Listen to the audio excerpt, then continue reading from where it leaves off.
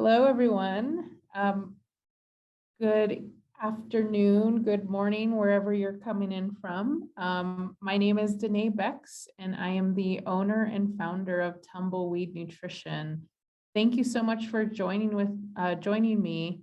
And today we're going to be talking about pediatric nutrition education in Native communities using a strengths-based approach. So as I had mentioned, my name is Denee Bex, and I am going to be your host for this next hour.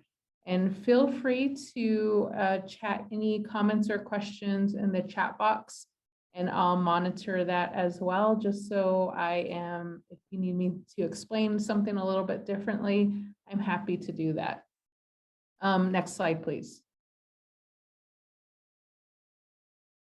All right, so again, thank you to Redwind Consulting for allowing me this opportunity to discuss something very near and dear to my heart. And this is just a slide telling you about who this project is funded for. Next slide, please.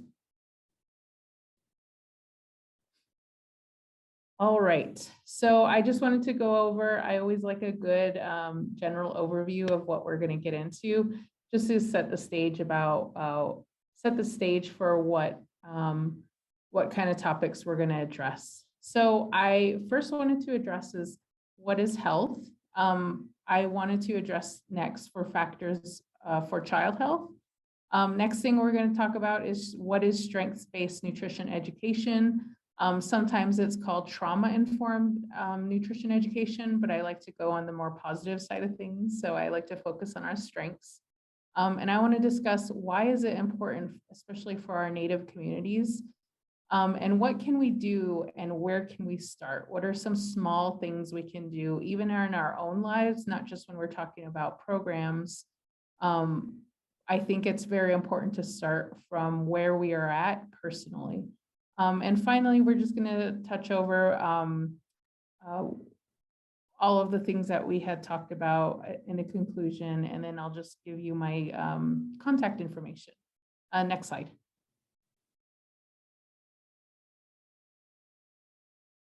All right, just to give you a little bit of background about where I'm coming from. So I'm Navajo, and I'm originally from Chinle, Arizona, which is on the Navajo reservation, which is the reservation in Arizona, New Mexico, and Utah. It covers those states. And my maternal clan, so the clan from my mother, is Nanisht Ajatachini, which means the charcoal streak division of red running into the water. My father's clan, which is who I am born for, is Maideshkijni, and that means the Coyote Pass People Clan. My background, my education is that I got a Bachelor of Science in Dietetics from Arizona State University, located in Phoenix, and I got a Master of Public Health from New Mexico State University with a focus on community health education.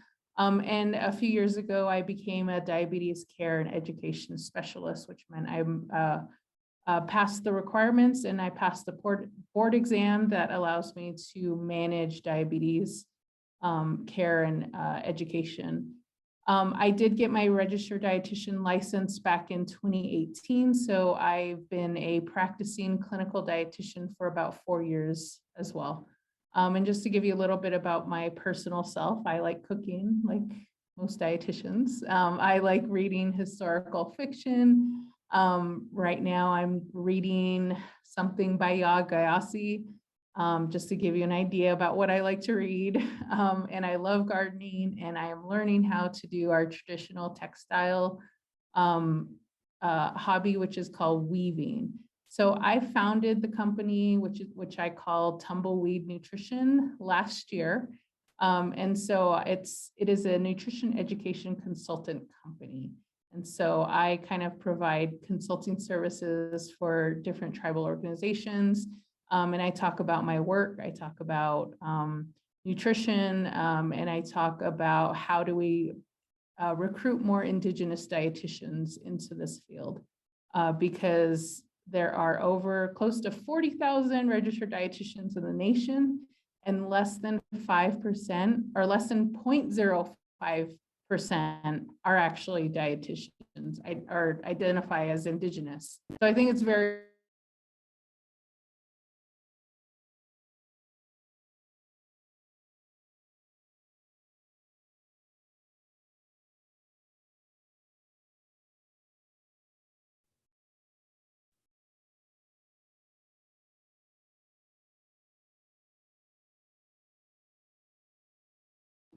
Sorry, Denee, you cut out there. we can go next slide. Okay, I turned off my video. Hopefully that improves the quality. So to start things off, I want to ask us a question. So what is the first thing we think of when we say, probably as dietitians or healthcare professionals, health and nutrition education for children? And go ahead and feel free to type that into the chat box. But I'll give you some answers as well, just from based on the things that I've heard. People have said when it comes up when we start talking about nutrition education. Next slide.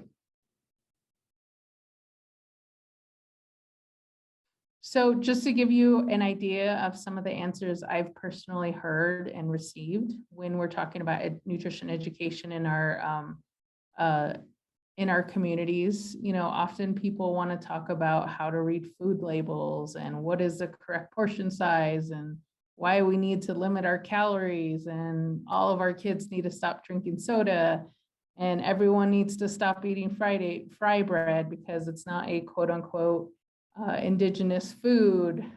Some people have mentioned gardening. Some people have mentioned to stop eating junk food. Some people have mentioned that we need to start talking about how to lower sodium. So everybody kind of has their own idea about what nutrition education is. So I'm kind of here to tell you, or I'm here to discuss about how we should start to reframe nutrition education that is more of a strengths-based approach. So next slide. So, and all of these things we can certainly talk about. However, I think one of the things that we're missing is one of the things that we need to start including is talking about what exactly do we mean by health. So when we talk about health and nutrition education, I think it's important to start off from the same definition of the word.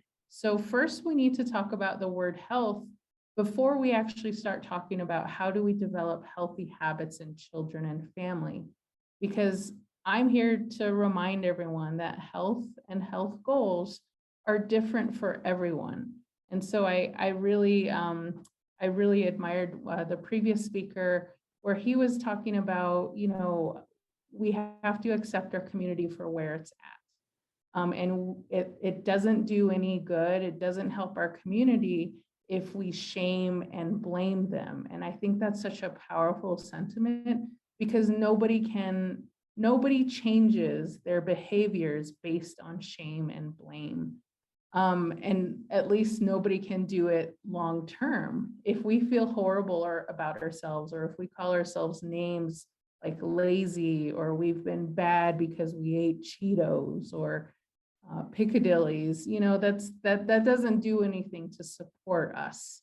So I just want to remind people that health and health goals are different for everyone, and not everyone is going to have the same health goal, including like sometimes when we talk about nutrition, people need to say, oh, we all need to lose weight. I don't necessarily think that everybody in our community needs to lose weight, because there's other ways to be healthy as well. And those ways would be how do our eating behaviors, how do our eating habits support our mental and psychological well-being as well? So I want to make sure that that's included in our discussion about nutrition education, is how do we make sure we're addressing that mental health side, and how do we address, like, for instance, how do we perceive our body? How is our body image? What is our relationship with food? Because I think those are important things to talk about as well. It's just not all about us being a certain body size or a certain weight. And again, last thing is health is dependent on behaviors. So often people say like, I want to lose weight. And it's kind of like, okay, what are you going to do to lose weight? Well, I want to lose weight. And it's like, there's no other thoughts, but beyond that.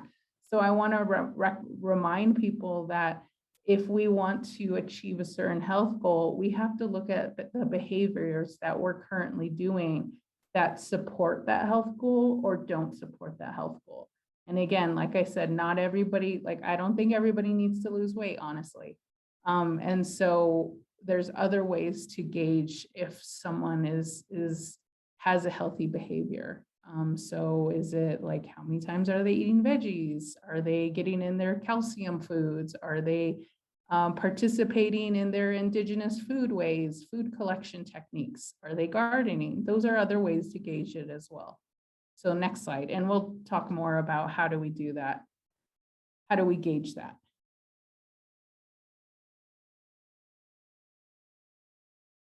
Okay, so when we're talking about health, specifically child health, it's important to remind ourselves what are the different factors for child health, because I think that's a very important question when we're trying to address what are the issues that can help us improve childhood health. So there's four main things: genetics, emotions, environmental, and family support.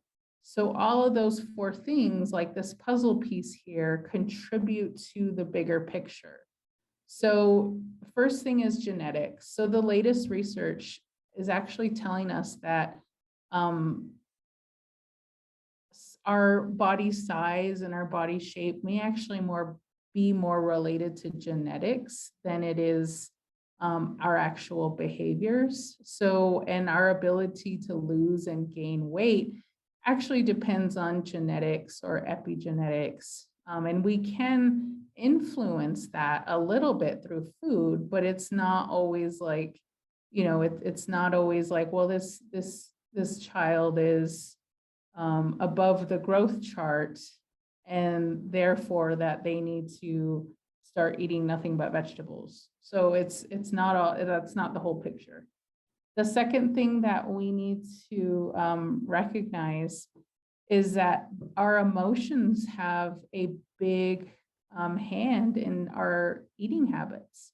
So on one hand, children who are confident and have a better relationship to their body may not actually use food as a coping mechanism, meaning that children who feel good about themselves, who have a good body image and don't talk negatively about their bodies, they actually have other healthy ways to cope with anger or stress or being upset or disappointment. And so that's a huge factor for childhood health, is how do we support a child emotionally when we're talking about our eating habits. Third thing is environmental. So when when we're trying to help a child eat healthier, the environment that child grows up in is very important, because if a child is in a supportive environment who encourages healthy eating habits without shame or blame, that can actually help improve the chances that that child will grow into a healthy adult. And this is all backed by research. This is all evidence-based. And so we need to recognize that the environment also has a big deal. And I know for Indigenous children, sometimes when a child grows up in a not supportive environment, or when a person grows up with parents who don't know how to prepare healthy foods, or they don't know why they need to prepare healthy foods, the child can suffer as a result. So we need to recognize the environment is important. And the last thing is family support. I think that leads into how do we support children. So families who support each other in their healthy habits are more likely to improve their health and well-being. Next slide. So it's not always about just eat your vegetables. You know, there's a lot of other things going into childhood health. So this is a very intense slide about everything that goes into how do we create healthy habits for children. And I won't go over everything, but this just gives you an idea about all of the different factors. So I had mentioned those 4 different factors early in the previous slide. This goes into like under each of those factors, what are all the things related to that? So it can start with the child. So their gender can determine their eating habits, their birth weight, their temperament, their early feeding style, their early flavor experience, even when they're in utero. Studies show that in utero, the baby can actually pick up on certain flavors that the mom eats. So that's crazy. And you can actually see them remember that connection when they're, 3 years old. And it's crazy to see that research. So other things that can affect that is like, what were their experiences eating healthier foods? What are their predisposed biological tendencies as far as food? How do we, what kind of foods is the child experiencing? What's the nutrient density? What's the energy density? What's the flavor? What's the color? What's the texture? What's the temperature? Because we all know, I mean, maybe we don't, but kids can be kind of picky sometimes, especially when they're 2, 3, or 4. They're starting to learn their own taste styles and their own preferences. So it really matters what we're offering them. The third thing comes down to a little bit more of that environment is what's their economic status, what's their sociocultural education, what is it of the parents, what's their exposure to media, what are they watching, are they participating in distracted eating, are they in a neighborhood that helps encourage others to eat fruits and vegetables. And then finally, we're looking at like, what do the parents and the family, what's their relationship with healthier food? Are they satisfied with their own bodies? And so what I see, especially with moms, with women, sometimes they can have a dysfunctional relationship with food for themselves. And I see that passed on to the kids. And so they start to influence these kids talking negatively about their own bodies. The kids are going to pick up on it. Even if the mom says things like, oh, I have fry bread thighs, the kid's going to hear that and they're going to think that, well, fry bread means that it's being used in a derogatory way. So maybe I should stop eating it. And so I don't, that's something that we as adults have an influence on when it comes to childhood health. And then the biggest thing when it comes to improving or the health status of a child is all of that is in this bucket of what is their genetic predisposition of developing certain diseases, of developing a certain body size. So all of these things go into that. So I'm just getting way into the weeds with this, but I just the purpose of this slide is just to let you know, like, it is very complicated when we're talking about how do we talk about our improving nutrition status in children. Next slide.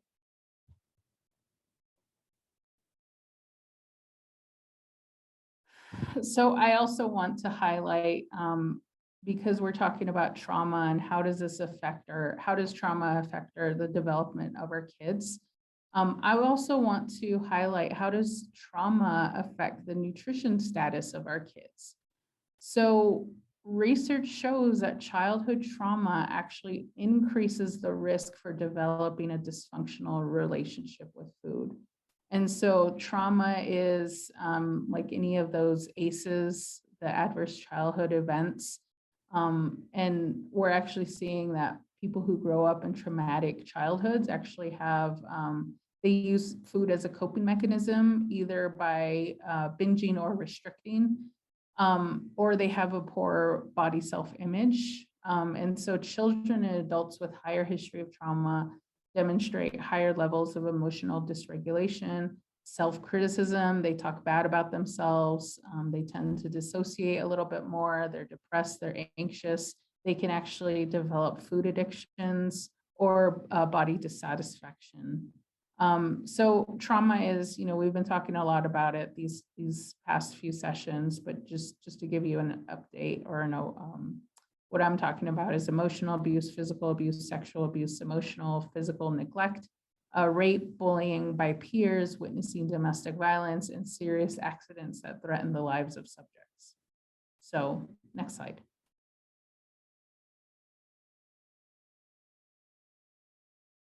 Okay, so I also want to recognize that there are also other types of trauma, maybe not so prevalent in the research, but as we're aware, Native communities have that collective cultural and historical trauma that we've been through, and it's passed down intergenerationally. And a lot of it is related to food and food insecurity. So, for example, my tribe, the Navajo, like many other Native communities and tribes, were forced to relocate. And the way that happened, some of the ways they were rounded up, my community was rounded up was, the federal government burned our fields. They decimated our food systems. They burned our orchards. They burned our cornfields to basically starve us into submission. So all of this collective historical trauma, it just compounds everything. So just to give you an idea, and you've probably heard this in other sessions, Native children are 2.5 times more likely to experience trauma. Native teens are 3.5 times more likely to experience suicide. They also have higher rates of PTSD and higher rates of depression. And so all of these factors kind of results in nutrition status in children, either a dysfunctional relationship in children. So I do want to recognize that. So next slide. And so we'll get into like, how do we address that in a few more slides. So when we're talking about trauma-informed care,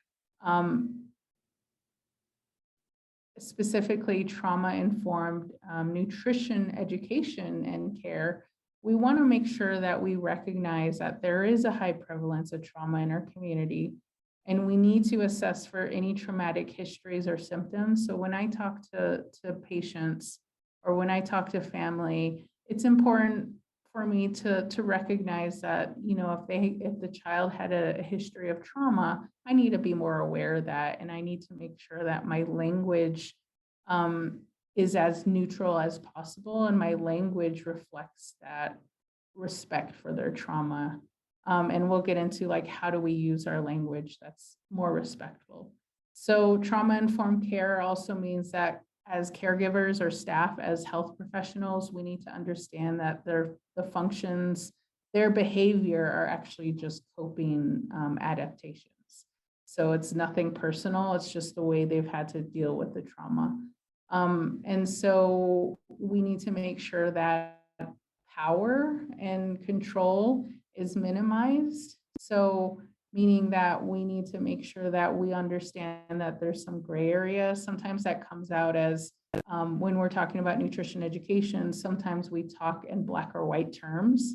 And that's actually an indicator that we're trying to manifest some control over the person or the child, meaning like, oh, you can never eat fry bread, you can never eat Cheetos, you can never eat this.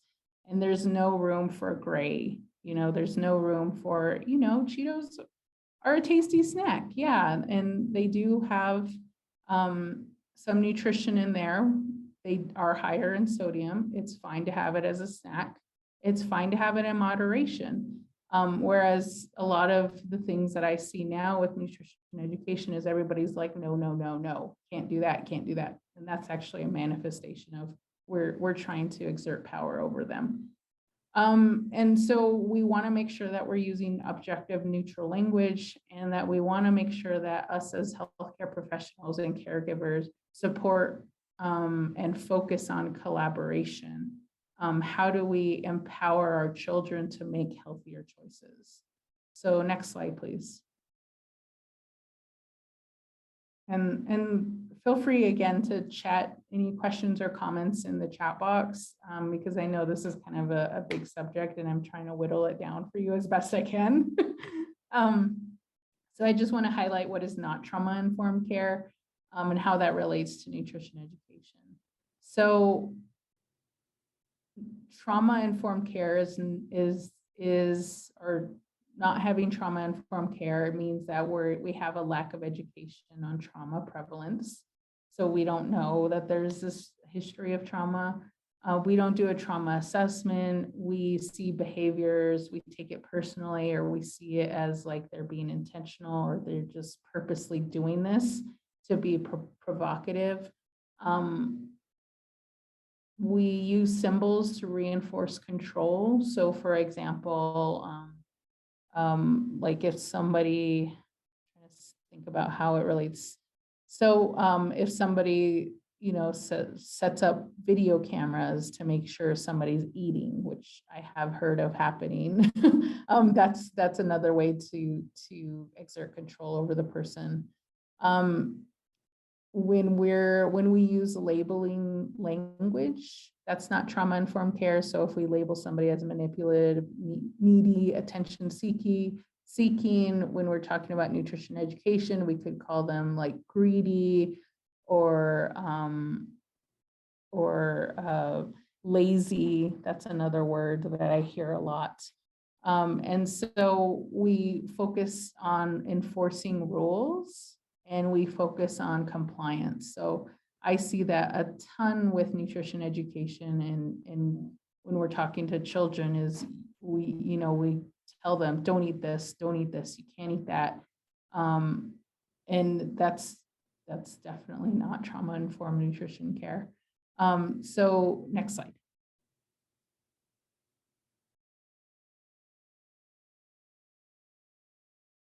All right, so when we're moving away from, the traditional nutrition education that we're used to, meaning like you got to limit that, you got to limit this, we're starting to move towards strengths-based language in nutrition education, and I really appreciate the ADCES, which is the American Diabetes Care and Educational Specialists Organization. They actually put out language recommendations for language when we're talking about diabetes, but I see very good parallels when we're talking about nutrition as well. And so the Academy of Nutrition and Dietetics hasn't really put out anything that is similar to this, so I like using the ADCES journal article so I can refer back to. So when we're talking about language, how do we change language? We need to remember that when we use our language, it has to be neutral, non-judgmental, based on facts, actions, or physiology or biology when talking with caregivers, meaning that we're not labeling somebody when we're talking about nutrition. We're not calling them lazy. We're not saying this is bad. We're not saying that person or that child is bad for consuming certain foods. We want to remain as non-judgmental and objective as possible. Second thing is we want to use language that is free from stigma when talking with caregivers and children. And I'll tell you that the word obese is actually a stigmatizing word. And so that's not helpful when we're talking to children, is when we say, oh, your child is obese. That can actually be pretty harmful to the child's mental state. The third thing is that we want to use language that is strengths-based and respectful and inclusive, and it imparts hope when talking to caregivers and children. So we want to make them feel like they can do it. It's, we want to empower our children. We don't want to shame them. And so the last thing is that we want to use language that fosters collaboration between the child and the providers or the caregivers. We treat them like a human capable of making their own choices. ask them, what do you want to see? How do you see this happening? What can I do to help you? And, respect their autonomy. That's very important when we're trying to improve anybody's nutrition habits. So next slide.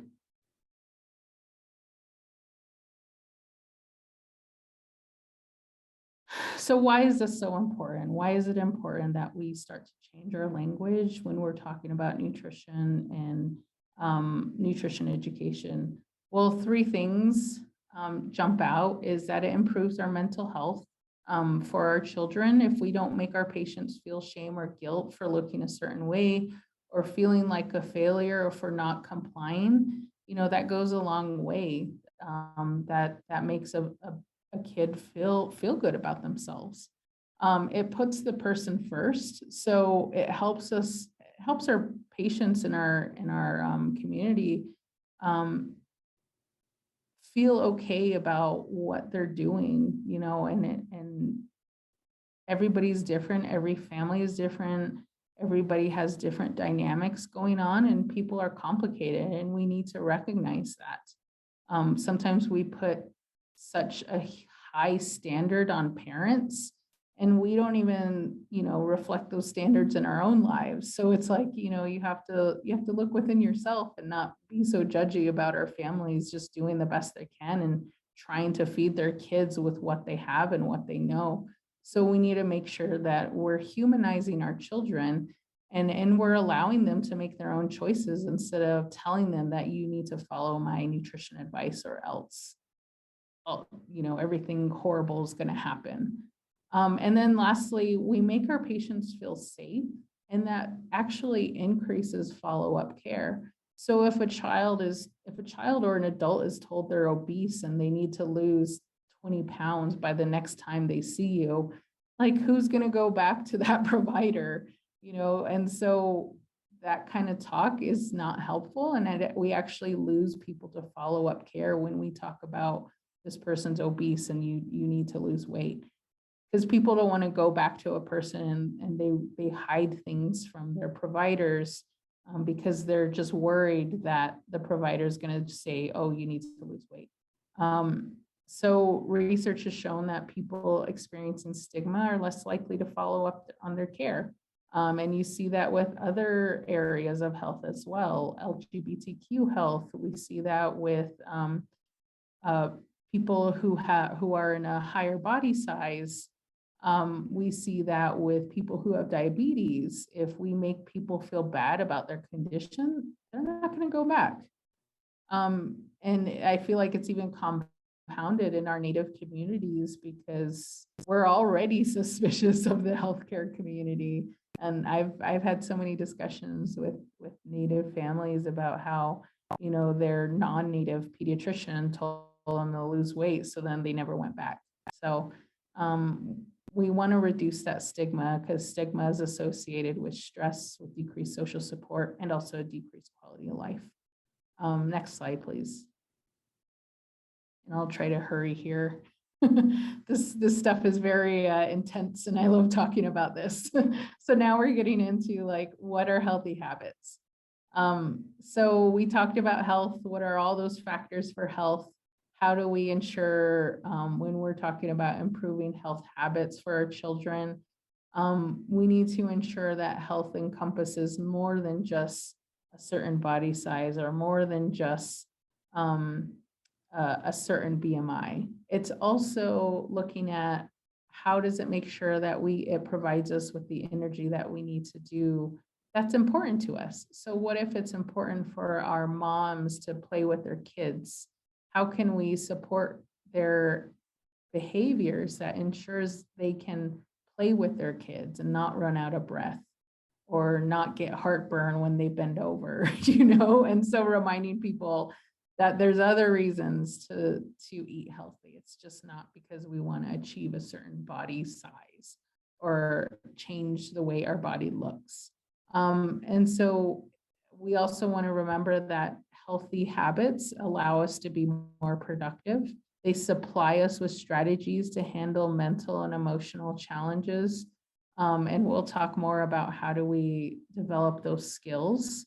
And it does reduce risk for certain disease and illnesses. And how does it build our strength to carry out activities of daily living? A little.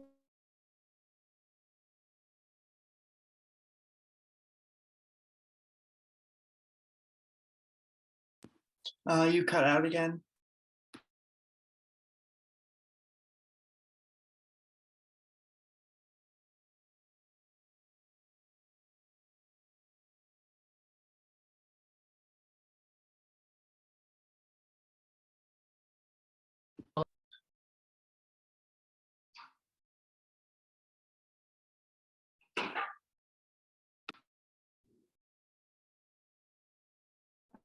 Next slide.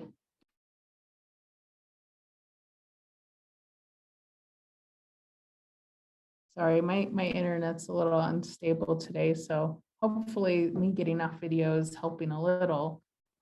So how do we encourage healthy habits? Next slide.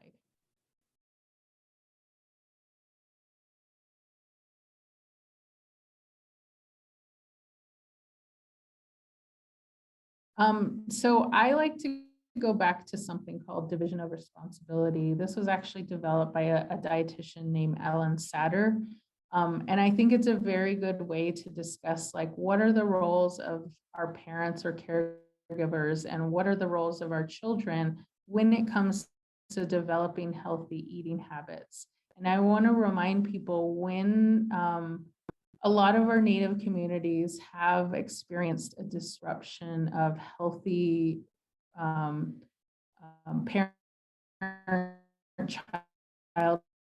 So that's resulted in, these children growing up as not the healthiest role models for their children. So that brings in that intergenerational trauma. So we kind of have to disrupt that intergenerational trauma. And the way we do that is talk about what's the role of a parent and what's the role of a child when it comes to nutrition and the relationship with food that we have. If that's making sense, let me know if I'm not making sense.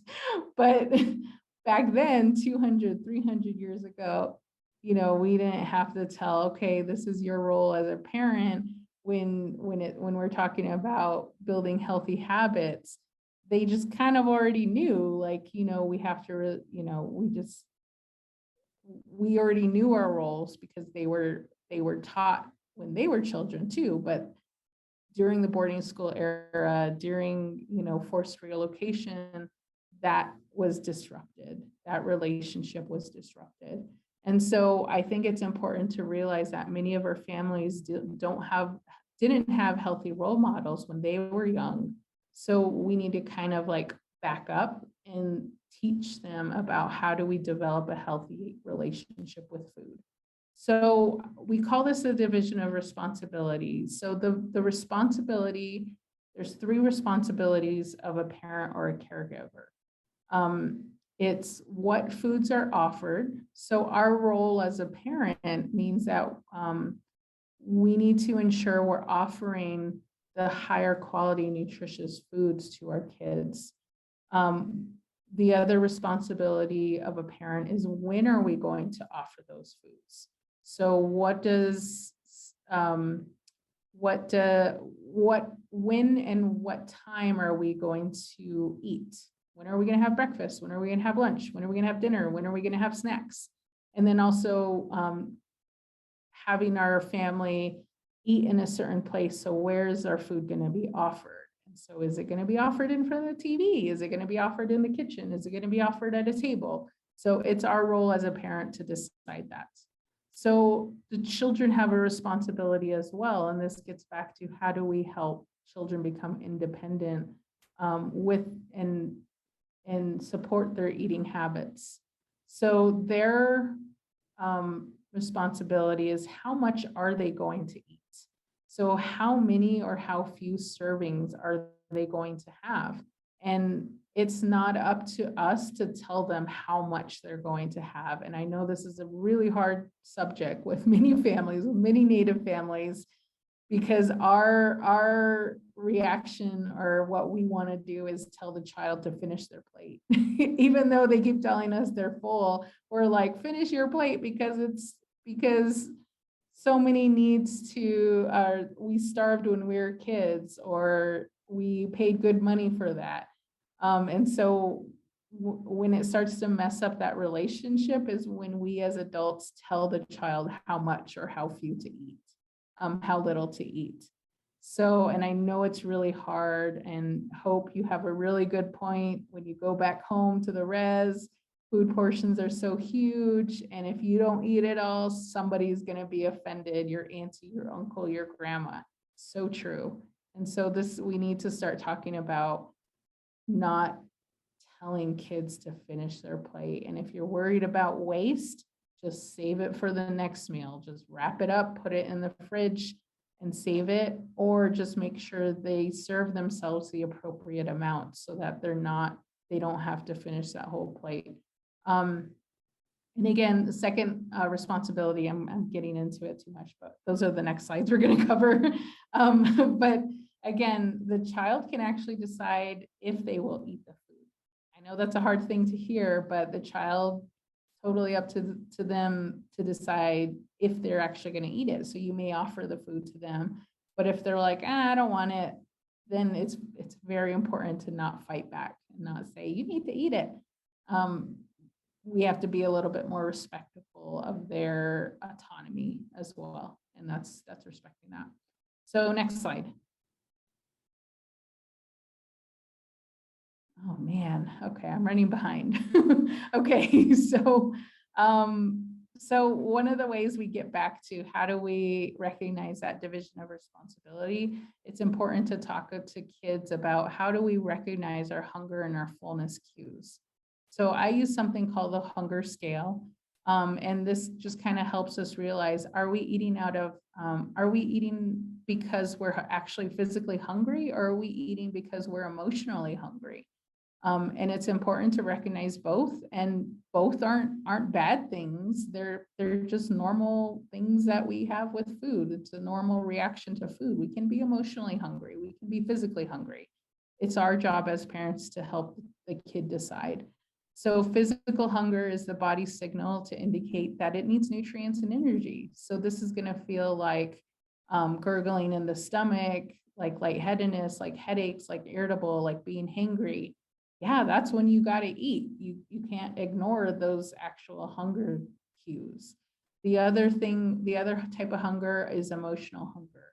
And so there's nothing about this. It's okay to be emotionally hungry. And it's important to tell the child it's okay to be emotionally hungry. The issue where it becomes dangerous or disruptive is that when they use this, when they use food to cope with negative feelings over and over and over again, and we're not addressing how do we cope other ways. So it's okay to feel this. If it's used too often, that's when it can become unhealthy. We want to talk to the child about their feelings, and we want to name them. We want to call out those feelings. Do they feel lonely? Is that why they want to eat? Do they feel frustrated? Is that why they want to eat? Do they feel excited? Is that why they want to eat? So just talk to them more about that. Because then if they're like, they had dinner an hour ago, but then now they're like searching through the cupboards, trying to look for something else to snack on, ask them, like, what are you feeling right now? Like, what makes you want to eat? Is it because you're bored?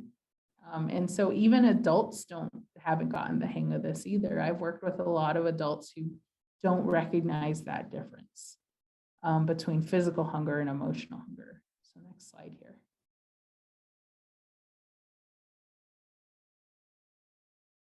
So how do we kind of foster that healthy relationship with food? There's 6 things I like to encourage. There's a lot more, but in the interest of time, let me just cut it down to 6. So we want to assess the current family lifestyle. We want to make sure we're being supportive and not controlling.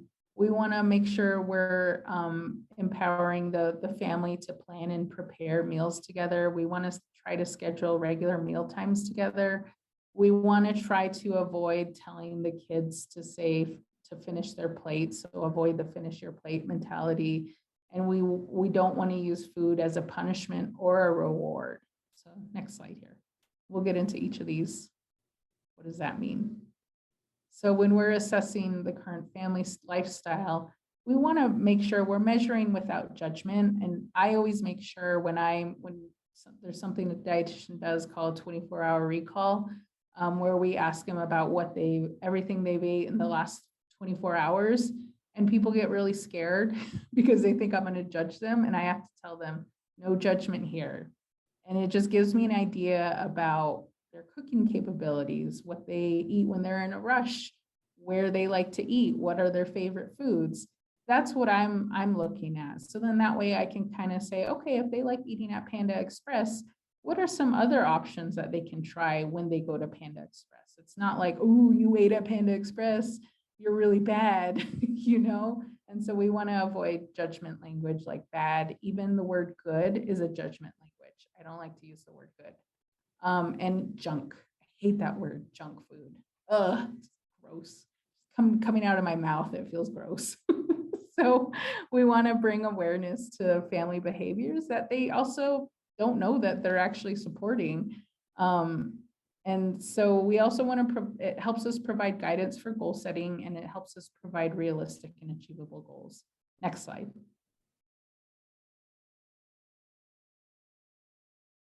So this I like to go over like the healthy habits checklist for families. So this just kind of gives people an idea about what they might be, things they can work on, and things they might not have known that they're supporting. So I ask them things like, do you eat meals together at least once a day? Do you have scheduled meals at home? Do you eat planned snacks instead of just allowing the kid to kind of wander into the kitchen and grab whatever's in the cupboard? Do you plan and prepare meals together at least once a day? Do you make meal times last more than 15 minutes? Do you eat 3 meals every day? Do you try to make meal times and snack times fun and enjoyable? Do you avoid making everyone eat everything on their plate? Do you avoid using food to reward or punish? Do you enjoy physical activities together at least once or twice a week? Do you only eat in certain places in the house? Do you give portions to each person's needs? So those are other habits that we can ask about instead of just looking at their growth chart, which is, you know, the easy thing to do, but I think the most harmful thing to do. We need to go in and ask, what are their habits that they're doing? And I do like a scoring system sometimes. Next slide, please. And it's okay to, if they're on the lower end of the spectrum, I say that's okay. And just remind them that it's okay that you're there. First step is recognizing that you're there. And then the next step is, what can we do? What are our next steps? So when we want to make sure that we're supportive when we're talking to them, when we are trying to figure out next steps and not being directive, like you have to do this, you better eat this. You need to eat your fruits and vegetables or else. So it's a very important when we're talking about nutrition to not treat the child differently because of their weight. So I've heard of families, even pediatricians, well-meaning pediatricians, say you can't eat ice cream because you're obese. Like, I'm just like, oh my gosh, that's like developing an eating disorder right there. And so we need to make sure that we remind our children that it's okay whatever he or she weighs. That's fine. And I know that's a very radical statement because sometimes as healthcare professionals, we want to push against that, but we want to remind them that no matter their body size, they are worthy of love. And that's the most important thing we need to tell kids who are above the growth chart, is that it's okay. Let's look at some other things we can work on. So we want to make sure that we're doing our job and we're providing these opportunities to build healthy habits, because it doesn't do anything to shame and blame our kids for being above the growth chart when we're not even offering them like carrots, when we're not making a healthy stir fry, when we're not giving them like some calcium rich drinks, and so we can't blame them for the environment that they're living in because that's what they were born into. So again, we don't want to control the amount of food a child eats either. So we only want to control the types of food that we provide. We don't want to give them a small plate and say, you can only have this much because you're obese, because that's sending the wrong message. And we're telling them they're not worthy of food, basically, because of their body size. That's what that's telling them. So next slide.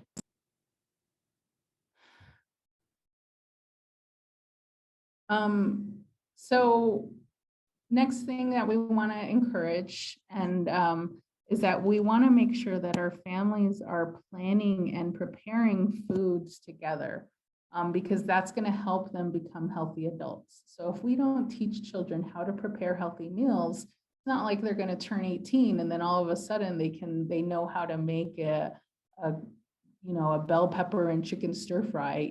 They have to learn that when they're younger, before they leave the house.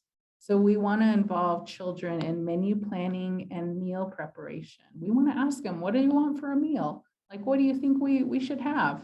So children are more likely to try healthier food like fruits, veggies, and whole grains if they actually help prepare it.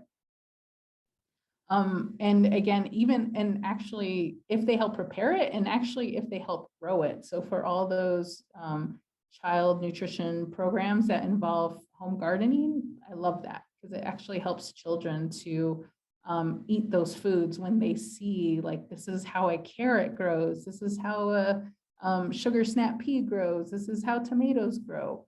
So it really helps the children become involved. And so just when you're planning and preparing, just remind our caregivers that be ready for children to make mistakes. We're teaching them. They're not going to be experts by no means. And that's the point, is you have to allow them to fail.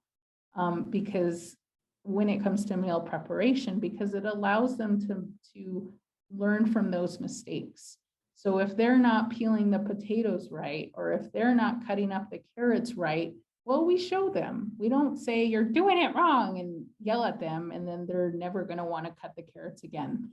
So we want to show them in a gentle way that this is the correct way to do it. This is the correct way to how to handle a knife. So we want to support them and not scold them if they make mistakes in the kitchen. Next slide. Or really quick, we actually have a question in the chat. Mm-hmm. So do you have any advice for shelters who have limited resources when it comes to what foods are available or when they can get healthy foods? So yeah, so definitely. So in my community, 30% of our community does not have access to electricity or running water. And a high percentage of our community relies on SNAP, or the food stamp program, or the commodity food program. So I try to make sure that I tell them there's no judgment when you're part of these programs. And I try to give them options for where they can go to source healthier foods. And I also remind people, when it comes to eating fruits and veggies, any fruits or veggies count. It doesn't have to be in a certain form for it to be the healthiest. So it can be fresh. People always think like fresh is healthiest, but not necessarily. Like, you can do canned, you can do frozen, you can do dried. Those are other healthy sources as well. And so if you get canned green beans through the commodity food program, or if you get canned chicken through the commodity food program, I'd call that healthy, because I'd rather a person eat that than nothing at all. Because I've worked with some people where they think that they have to stop eating potatoes because they have diabetes and they're trying to lower their blood sugars, so they stop eating altogether. And I'm just like, no, you need to eat. You need to eat. It doesn't matter. And so it's just trying to make sure that I'm being respectful of their current lifestyle situation, and I'm just giving them options. and resources. So if you can put together a list of local resources that they can get food from, and also provide them with easy recipes, like no blogger recipes here, okay? Like no fancy recipe cookbooks. Like I like to give out recipes that have 5 ingredients or less, because it's easy for people to do. So yeah, next slide. So I hope that helps.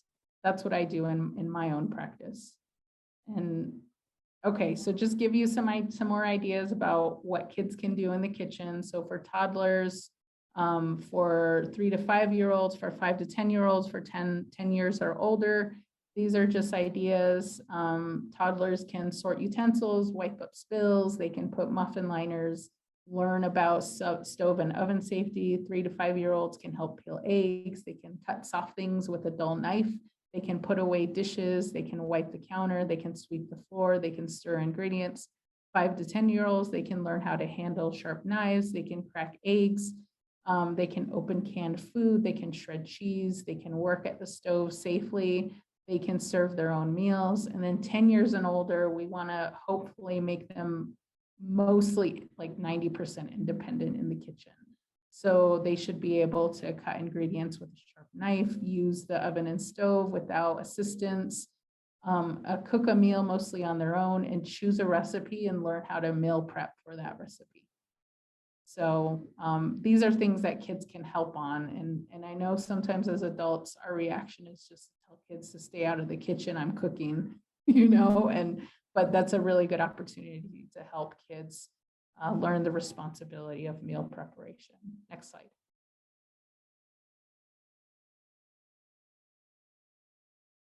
I know I'm running a little bit behind. Okay.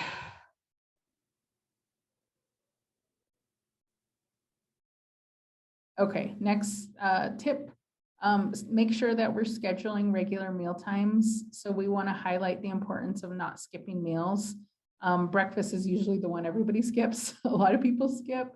So we want to just highlight that. Try to eat around the same time every day. And in order to make that happen is we need to plan ahead. We need to think ahead. Okay, what am I going to have for breakfast tomorrow? What am I going to have for lunch? What am I going to have for dinner tomorrow?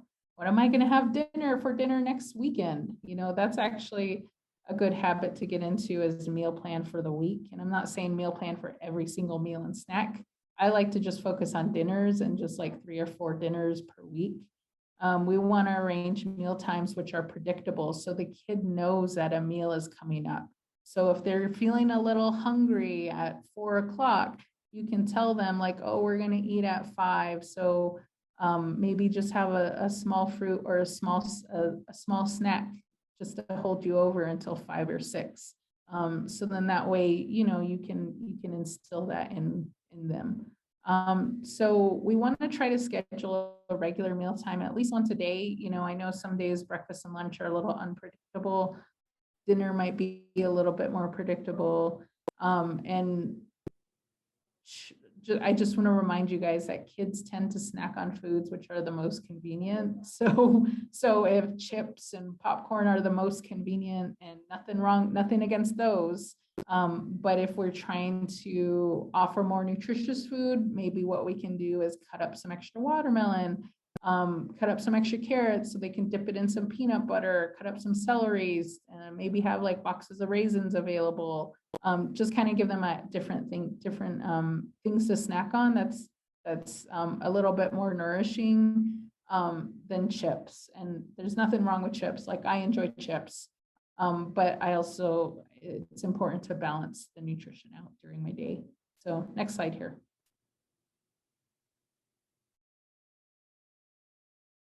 So fifth thing is, this is something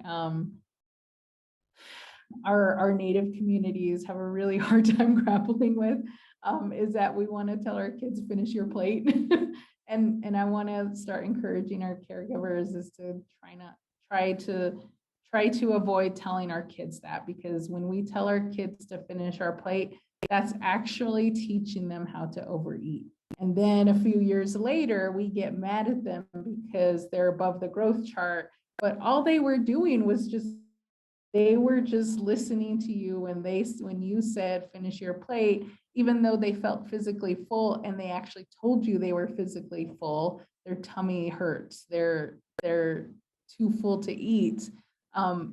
We end up getting mad at them because it was our advice that put them in that situation in the first place. So, and again, research actually backs this up, is that food insecure people, which is a lot of Native communities, including my own, 3 in 4 Navajos living on the reservation have said they've been food insecure within the last 12 months. And so when a person's food insecure, that actually increases the risk for binging tendencies and disordered eating patterns. So for example, like I have elders who hide food under the enough to eat at dinner time, or they're worried that somebody's going to take their food.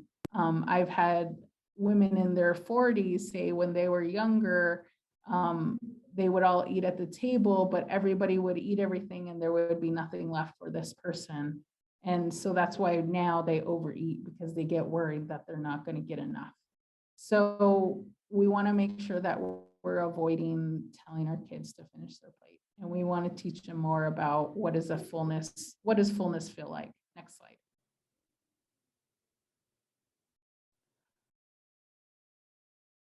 Next thing is we don't want to use food to punish or reward. Discipline or reward should not be linked to food, because that is supporting an eating disorder. It can actually cause anxiety, and it again develops eating disorders. We want to make sure we're rewarding our children without food. So maybe it's other things like spending time alone with them, maybe take them out to the playground, maybe reading them a book. Those are ways to reward them that isn't related to food. And I used to work in one of our community's WIC programs, and I would always hear moms yelling at their kids to stay still on the scale, and then they'll give them ice cream afterwards. And I'm just like, oh no. So it's really a hard habit to break in a lot of our communities, is to think of food as a reward. So next slide.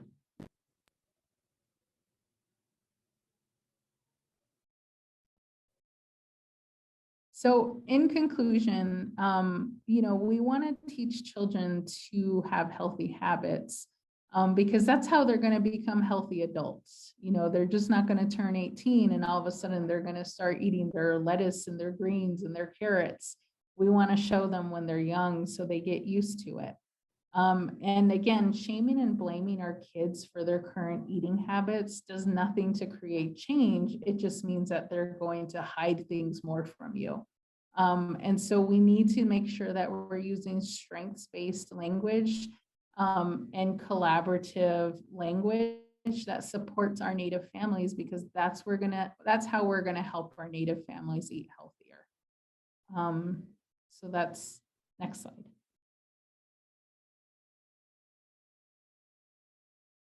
And so I just want to say thank you for your time, and thank you for the opportunity to talk about this. I always enjoy talking about this, and this is me and my siblings. So I'm actually the one in the white bow. That's me. So this is overlooking the canyon, which is on our reservation. So take care of your family's health, and I want to remind everyone that it starts from home. When we're trying to improve our healthy habits, it starts from home. So next slide. Last but not least, this is my information if you want to get in contact with me. Again, I'm the founder and owner of Tumbleweed Nutrition, and I will tell you that I am the only Navajo woman-owned dietitian business in the world. So very proud of that. If you want to get a hold of me, my email is there. I'm pretty active on Instagram if we got any social media gurus out there. I'm also on Facebook, and I'm located on the Navajo Nation. But stay in touch, and thank you so much for this opportunity. Thank you, Denee. So we'll now be taking a break for this session. If anyone needs to ask any questions or comments right before we wrap up, then you can do so now. Otherwise, we will head out and head to the next session. And of course, anyone who needs to can absolutely take a break. But if you are ready, then I believe there is another session going on right now. Okay. Thank you, everyone. Have a good day. Bye.